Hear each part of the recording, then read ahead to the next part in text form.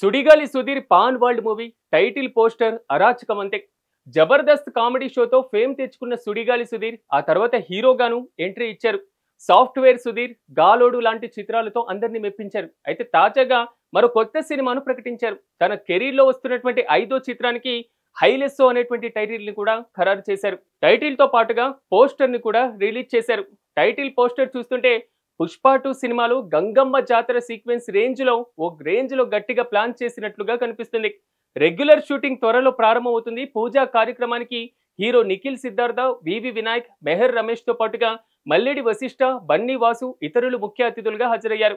అయితే ఈ మూవీకి కుమార్ కోట దర్శకత్వం వహిస్తున్నారు. ఈ సినిమాను శివ చెర్రి, రవి కిరణ్ నిర్మిస్తున్నారు. అయితే ఈ చిత్రంలో నటాషా సింగ్, నక్షా శరణ్ హీరోయిన్లుగా కనిపిస్తున్నారు. ఈ చిత్రం తెలుగుతో పాటుగా తమిళం, కన్నడ, మలయాళ భాషల్లో కూడా విడుదల చేయనున్నారు.